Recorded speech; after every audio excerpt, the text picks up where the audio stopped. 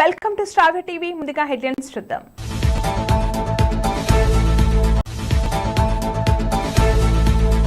Red book పేరెత్తితే కొందరికి గుండెపోటు వస్తోంది.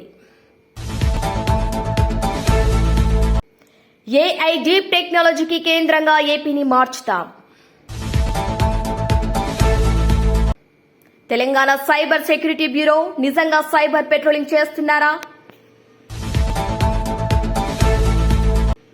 తెలంగాణలో దంచి కొడుతున్న ఎండలు, రేపు ఈ జిల్లాలకు ఎల్లో అలర్ట్. తెలంగాణకు మళ్లీ వర్ష సూచన.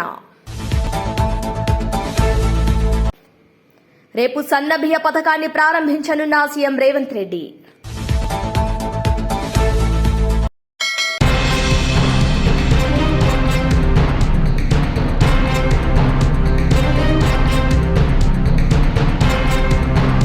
ఏపీ రాజధాని అమరావతిలో ఐఐటీ మద్రాస్ సహకారంతో క్వాంటమ్ వ్యాలీ ఏర్పాటు చేస్తామని 1995లో హైదరాబాద్ హైటెక్ సిటీని స్థాపించిన విధంగా ఇప్పుడు ఆంధ్రప్రదేశ్ ను ఏఐ డీప్ టెక్నాలజీతో కేంద్ర బిందువుగా మార్చుతామని సీఎం చంద్రబాబు నాయుడు అన్నారు.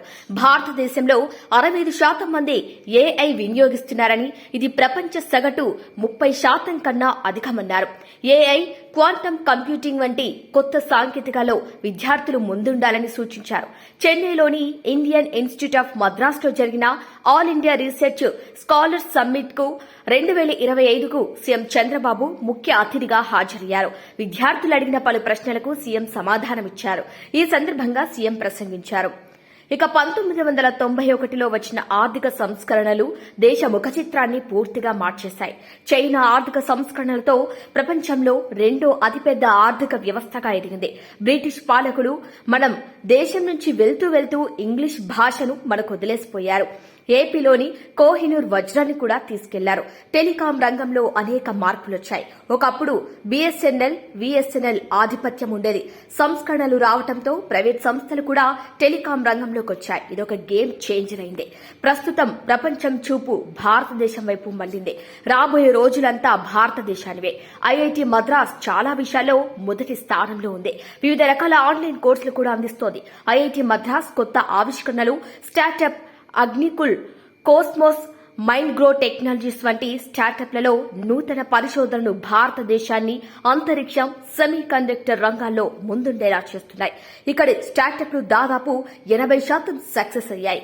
ఈ ఐఐటీలో తెలుగు రాష్ట్రాల విద్యార్థులు 40% దాకా ఉన్నారని సీఎం అన్నారు. గుడ్, చాలా సంతోషం, మీరందరూ ఇక్కడే ఉన్నారు. మీరు ఏ కాలేజీ పోయినా మీరే కనపడొస్తున్నారు, ఏ దేశానికి పోయినా మీరే కనపడొస్తున్నారు. I'm proud of you. చాలా సంతోషం మిమ్మల్ని చూసినప్పుడు. అందరిలే కల్లా మీలో ఎనర్జీ లెవెల్స్ కూడా చాలా ఎక్కువగా ఉన్నాయి. కాన్ఫిడెన్స్ లెవెల్స్ కూడా బ్రహ్మాండంగా వచ్చాయి. నేను చెన్నైలో ఏ యూనివర్సిటీ పోయినా సగం మంది తెలుగు స్టూడెంట్సే ఉన్నారు. It's a great experience. I'm proud to be Indian. అదే సమయంలో నేను గర్వపడుతున్న తెలుగువాడుగా. అదే విధంగా ఇక్కడ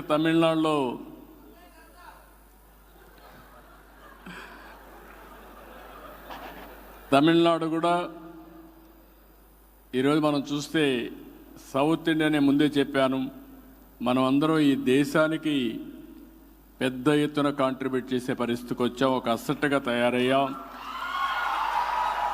ఇప్పుడు ఈ స్టేట్స్ ఎవరైతే మనం అగ్రెసివ్గా ముందుకు పోయాం, వీళ్ళందరూ ఆలోచించుకోవాల్సింది పాపులేషన్ మేనేజ్మెంట్లో కూడా జాగ్రత్తగా ఉండాలి. లేకపోతే నార్త్ ఇండియా పాపులేషన్ పెరిగినాక మైగ్రేషన్ అక్కడి నుంచి ఇక్కడికి వచ్చే పరిస్థితికి వస్తారు. ఇప్పుడు విదేశాలకు మనం పోతున్నాం, రేపు అక్కడి నుంచి ఇక్కడికి వచ్చే పరిస్థితి వస్తుంది. గ్రేట్ కంట్రీ కాబట్టి అందరం కూడా పాపులేషన్ మేనేజ్మెంట్లో కూడా జాగ్రత్తగా ఉండి, మీకు ముందుగా యంగ్స్టర్స్ చెప్తున్నా, చదువుకున్న వాళ్ళకి, మీరంతా కూడా కంఫర్ట్ జోన్కి వెళ్ళిపోతూ ఉంటారు. పెళ్లి చేసుకుంటాం, మంచి ఉద్యోగం వస్తుంది, వైఫ్ అండ్ హస్బెండ్ ఇద్దరు పనిచేస్తాం, డబుల్ ఇన్కమ్ వస్తుంది, no kids, let us enjoy అనే థీరీకి వస్తారు. దానివల్ల పాపులేషన్ డ్రాస్టిక్గా తగ్గిపోయే పరిస్థితి వస్తుంది. మనం కానీ జనాభాని మేనేజ్మెంట్ చేయడం, ఈ ట్రాన్సిషన్ కానీ మనం మేనేజ్ చేస్తే రాబోయే 400-500 సంవత్సరాలు ఇండియన్సే ప్రపంచాన్ని శాసించే పరిస్థితిలోకి వస్తారు. ఇది వాస్తవం. మళ్ళీ ఒకసారి మీతో మాట్లాడతాను. మిమ్మల్ని చూస్తూనే ఉన్నా, నేను ఎక్కడున్నా మిమ్మల్ని చూస్తే గర్వపడుతున్నా. నేను చేసిన పని మీరు గుర్తించి పూర్తిగా సహకరిస్తున్నారు. అలాంటి మీకు అందరికీ మనస్ఫూర్తిగా అభినందిస్తూ, మీరు ఒకటే గుర్తుపెట్టుకోండి, 95లో ఐటీ మాట్లాడా, 2025లో ఏఐ మాట్లాడుతున్నా, ఆ రోజు హైటెక్ సిటీ కట్టా, ఇప్పుడు క్వాంటమ్ వ్యాలీగా సిలికాన్ వ్యాలీకి పోటీగా క్వాంటమ్ వ్యాలీ డెవలప్ చేస్తున్నాం. మీరు ఏవైతే ఇన్నోవేషన్స్ ఉన్నాయో అవన్నీ వర్కౌట్ చేయండి. నా ఆశంతా మీ మీదనే, నా కాన్ఫిడెన్స్ కూడా మీ మీదనే. రాబోయే రోజుల్లో ఆంధ్రప్రదేశ్లో ఉండే తెలుగు వాళ్ళ ఆదాయం 55 లక్షల రూపాయలు తలసరి ఆదాయం అవుతుంది. అక్కడ ఉండే వాళ్ళ ఆదాయం 55 లక్షలైతే, వేరే రాష్ట్రాల్లో ఉండే క్రీమ్ ఆఫ్ ది సొసైటీ, వేరే దేశాల్లో ఉండే మీరు ఎంత సంపాదిస్తారో సంపాదించడం కాకుండా మళ్ళీ బ్యాక్ టు ఆంధ్రప్రదేశ్కి వచ్చి డెవలప్ చేసే పరిస్థితి రావాలి. జన్మభూమి కర్మభూమి రెండు కూడా గుర్తుపెట్టుకొని పనిచేయాల్సిందిగా నేను కోరుకుంటూ, కాబట్టి అది చెప్తూనే అప్పుడప్పుడు తెలుగు దేశాన్ని కూడా గుర్తుపెట్టుకోండి. ఎందుకంటే మీరందరూ కూడా ఒక రాజకీయ పార్టీ స్ట్రాంగ్గా ఉంటే పబ్లిక్ పాలసీస్ కూడా స్ట్రాంగ్గా వస్తాయి. పబ్లిక్ పాలసీ స్ట్రాంగ్గా ఉంటే మీ భవిష్యత్తు కూడా బంగారు భవిష్యత్తు అవుతుంది.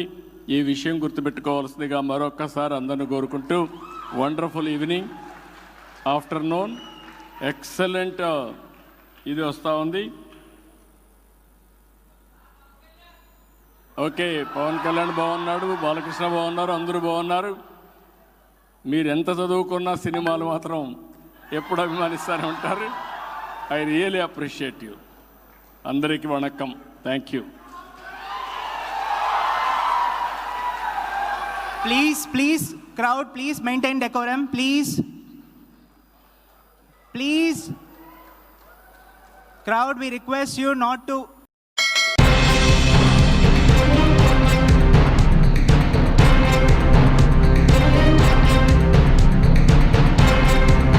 తాను ఎక్కడికి వెళ్లినా రెడ్ బుక్ గురించి ప్రస్తావన వస్తోందని మంత్రి లోకేష్ అన్నారు. రెడ్ బుక్ గురించి మాట్లాడాల్సిన అవసరం లేదని నేను అనుకుంటున్నా.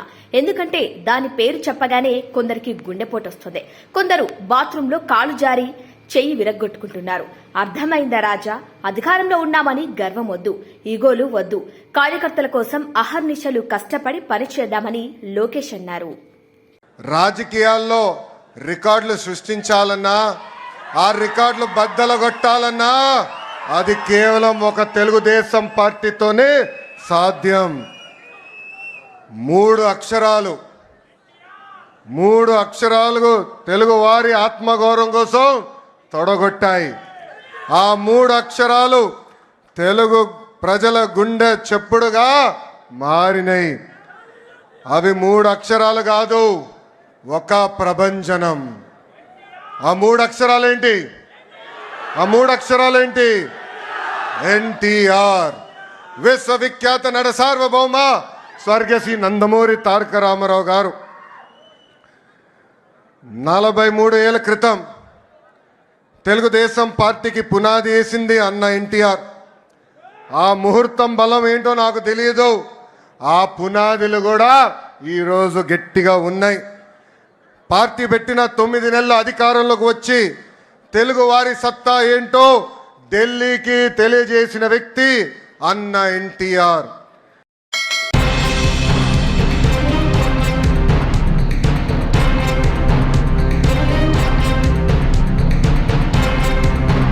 కాంగ్రెస్ బీజేపీ సోషల్ మీడియా అకౌంట్ల మీద ఒక్క కేసు కూడా ఎందుకు పెట్టలేదు?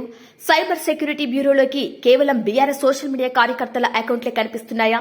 కాంగ్రెస్ పార్టీ ఎంపీలు మార్ఫింగ్ ఉన్న ఫోటోలను పోస్టు చేస్తున్నారు.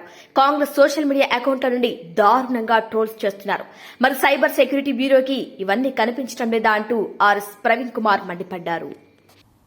కాంగ్రెస్ ఎంపీలు పెట్టిన ఘోరమైన పోస్టులు కలుబూసుకుంటా ఉన్నారు. నేను సైబర్ సెక్యూరిటీ బ్యూరో, మీరు నిజంగా సైబర్ పెట్రోలింగ్ చేస్తుంటే మీకు బీఆర్ఎస్ సోషల్ మీడియా హ్యాండిల్సే కనిపిస్తున్నాయా? ఇలా రేవంత్ రెడ్డి సైన్యం చూడండి ఎంత ఘోరంగా కేటీఆర్ గారి మీద ఘోరంగా మీమ్స్ తయారు చేసి, అదేవిధంగా కేసీఆర్ గారి మీద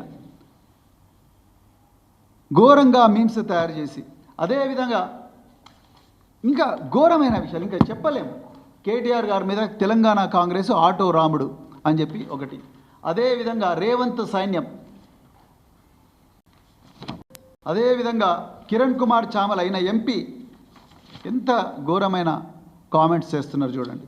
అదేవిధంగా నిన్నగాక మొన్న రేవంత్ రెడ్డి గారిని కేసీఆర్ గారిని పోలుస్తూ ఘోరంగా మనుషుల రెప్యుటేషన్ దెబ్బతీసే విధంగా తెలంగాణ కాంగ్రెస్ డైరెక్ట్గా సోషల్ మీడియా హ్యాండిల్లో చేస్తున్నది. అదేవిధంగా ఈ గౌతమ్ ఇది ఒక సోషల్ మీడియా యాక్టివిస్ట్, రైతుల బాధలన్నీ, రైతుల కష్టాలు, కన్నీళ్ళన్నీ కూడా ప్రజలకు చెప్పే ప్రయత్నం రాజ్యాంగబద్ధంగా ఆర్టికల్ 19 ఇచ్చిన హక్కులతోని ఈయన చెప్తా ఉన్నాడు. ఈయన మీద ఎంత ఘోరంగా రాస్తారు. బాలిక అత్యాచారం కేసులో కేటీఆర్ ప్రధాన అనుచరుడు, ఇదా మీరు చెప్పేది? మరి వీళ్ళ మీద ఎందుకు యాక్షన్ తీసుకోలేరు?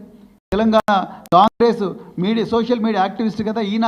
ఈ గౌతమ్ పోతగోని పోయి సైబర్ క్రైమ్ పోలీస్ స్టేషన్లో కేసు పెడితే కనీసం అక్నాలెడ్జ్మెంట్ కూడా ఇవ్వలేదు. Then where is your cyber policing? అదేవిధంగా మన్నే క్రిషాంక్, ఈయన మీద ఎన్నో అక్రమ కేసులు పెట్టిండ్రు. ఈయన ఉస్మానియా యూనివర్సిటీలో స్కాలర్, ఎన్నో అక్రమ కేసులు పెట్టిండ్రు. ఈయన మీద ఏమని రాసిండు? పెళ్ళై పిల్లలు ఉన్నారు కదరా బాబు, ఇంత గలీజ్ దందాలు చేస్తే బతికేందుకు అని వెన్నెల కిషోర్ అని చెప్పేసి ఒకతను రాసిండ్రు. ఈయన కంప్లైంట్ చేస్తే దాని మీద కూడా కేసులు లేదు.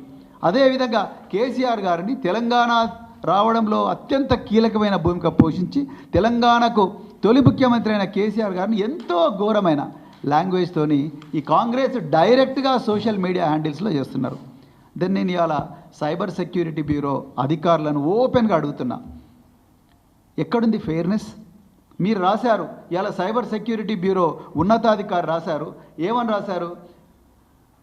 Hour machine is to create a secure digital environment through transparent, unbiased and efficient practices supported by cutting edge technology అన్నారు. నేను అధికారులను అడుగుతా ఉన్నా, ఎక్కడుంది ట్రాన్స్పరెన్సీ? ఎక్కడ ఉంది ఇక్కడ అన్బయాస్డ్?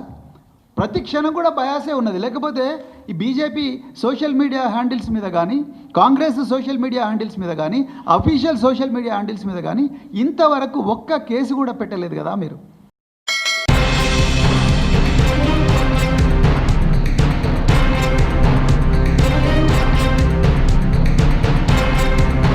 ఎమ్మెల్యే కావ్య కృష్ణారెడ్డి ఆధ్వర్యంలో టీడీపీ ఆవిర్భావ దినోత్సవ వేడుకలు ఘనంగా నిర్వహించారు. స్థానిక టీడీపీ కార్యాలయం మరియు ట్రంక్ రోడ్లోని ఎన్టీఆర్ విగ్రహం వద్ద ఎమ్మెల్యే కావ్య కృష్ణారెడ్డి పూలమాలలు వేసి ఘనంగా నివాళులు అర్పించారు. ఈ సందర్భంగా ఎమ్మెల్యే కావ్య కృష్ణారెడ్డి మీడియాతో మాట్లాడారు. తెలుగువాడి గొప్పతనం దేశవ్యాప్తంగా చాటేందుకు స్వర్గీయ నందమూరి ఎన్టీ రామారావు తెలుగుదేశం పార్టీని స్థాపించారని అన్నారు. తెలుగుదేశం పార్టీ పేదల కోసం స్థాపించిన పార్టీ అని అన్నారు. దేశవ్యాప్తంగా తెలుగుదేశం జెండా పండుగను ఒక పండుగలాగా ఎంతో ఆనందంగా జరుపుకుంటున్నారని అన్నారు. పార్టీ పెట్టిన 9 నెలల్లోని అధికారంలోకి వచ్చిన ఏకైక పార్టీ టీడీపీ అన్నారు. ముఖ్యమంత్రి చంద్రబాబు నాయుడు, మంత్రి నారా లోకేష్ నాయకత్వంలో పార్టీని మరింత బలోపేతం చేస్తామని తెలియజేశారు. వారి నాయకత్వంలో తాను కూడా కావలి ఎమ్మెల్యేగా కావలిని మరింత అభివృద్ది చేసి పార్టీని బలోపేతం చేసే దిశగా ముందుకు అడుగులు వేస్తామని తెలిపారు. ఈ కార్యక్రమంలో టీడీపీ నాయకులు, కార్యకర్తలు, అభిమానులు పాల్గొన్నారు. రాష్ట్ర తెలుగుదేశం తెలుగు ప్రజల యొక్క పండుగ.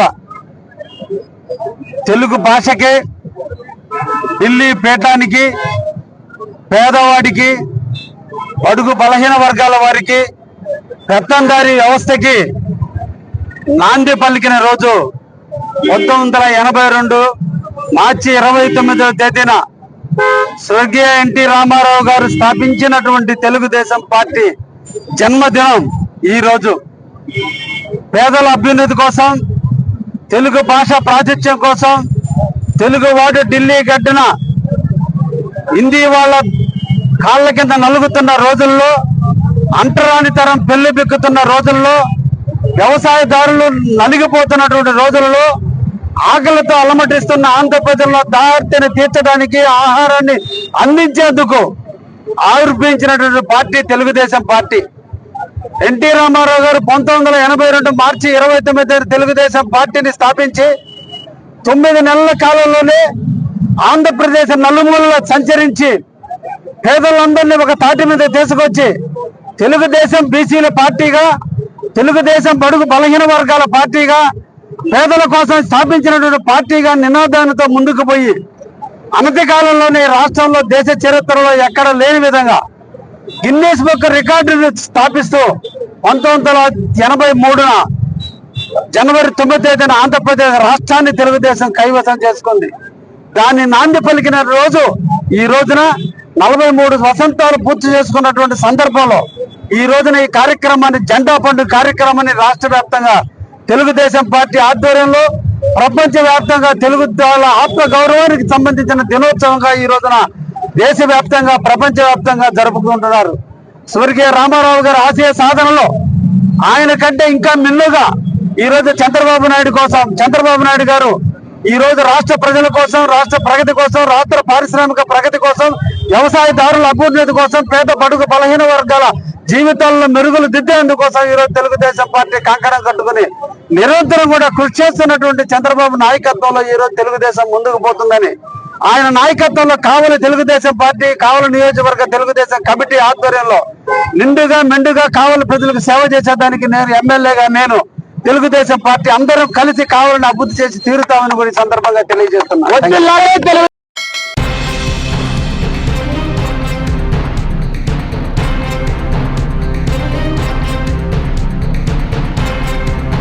ఉమ్మడి నల్గొండ జిల్లాలో ఎండలు దంచుకొడుతున్నాయి. ఉదయం 11 గంటల నుంచి ఈ ఎండల తీవ్రత ఎక్కువగా ఉండటంతో ప్రజలు బయటికి వెళ్లాలంటేనే భయపడుతున్నారు. ముఖ్యంగా చిన్నపిల్లలు, వృద్ధులు మధ్యాహ్న సమయంలో అవసరమైతేనే తప్ప బయటికి వెళ్లకూడదని డాక్టర్లు సూచిస్తున్నారు. మధ్యాహ్న సమయంలో 40 డిగ్రీల ఉష్ణోగ్రత నమోదవుతుండటంతో ప్రజలంతా అప్రమత్తంగా ఉండాలని, అవసరమైతే తప్ప బయటికి వెళ్లొద్దని, బయటికి వెళ్లేవారు వాటర్ బాటిల్ ని తమ వెంట తీసుకెళ్లాలని డాక్టర్లు సూచిస్తున్నారు. ఎవరికైనా వడదెబ్బకు గురైతే వెంటనే డాక్టర్ను సంప్రదించాలని అధికారులు సూచిస్తున్నారు.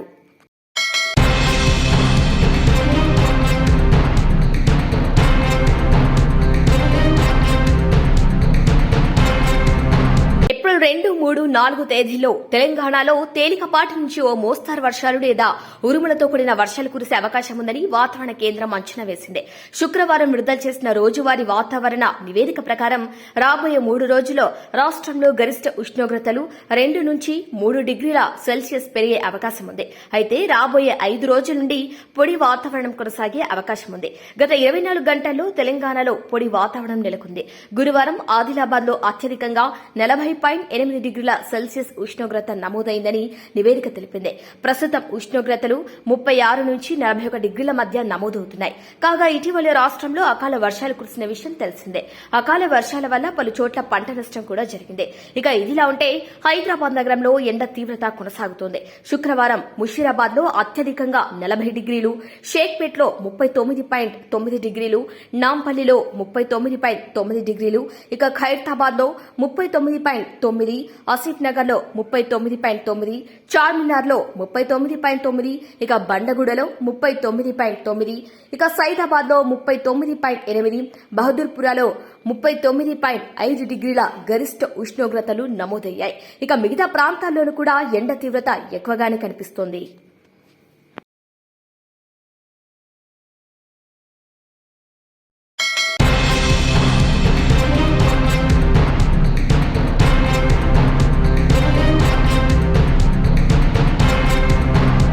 రేషన్ కార్డులందరికీ సన్నబియ్యం పంపిణీ పథకాన్ని సూర్యాపేట జిల్లా హుజూర్ నగర్ లో సీఎం రేవంత్ రెడ్డి రేపు ప్రారంభించనున్నారు.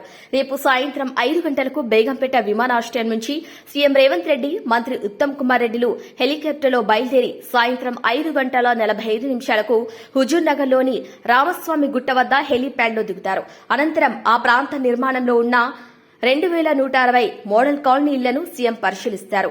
ఇక అక్కడి నుండి రోడ్డు మార్గంలో పట్టణంలోని ఫణిగిరి గట్టుకు వెళ్లే దారిలో రాజీవ్ ప్రాంగణానికి 6.15 గంటలకు చేరుకుంటారు. ఇక ఉగాది పర్వదినం సందర్భంగా బహిరంగ సభలోనే సన్నబియ్యం పంపిణీ పథకాన్ని సీఎం రేవంత్ రెడ్డి ప్రారంభించనున్నారు.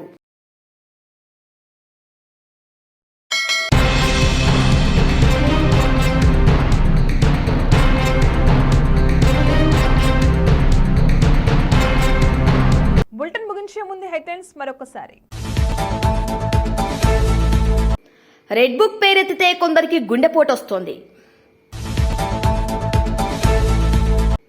ఏఐ డీప్ టెక్నాలజీకి కేంద్రంగా ఏపీని మార్చుతాం. తెలంగాణ సైబర్ సెక్యూరిటీ బ్యూరో నిజంగా సైబర్ పెట్రోలింగ్ చేస్తున్నారా? తెలంగాణలో దంచి కొడుతున్న ఎండలు, రేపు ఈ జిల్లాలకు ఎల్లో అలర్ట్.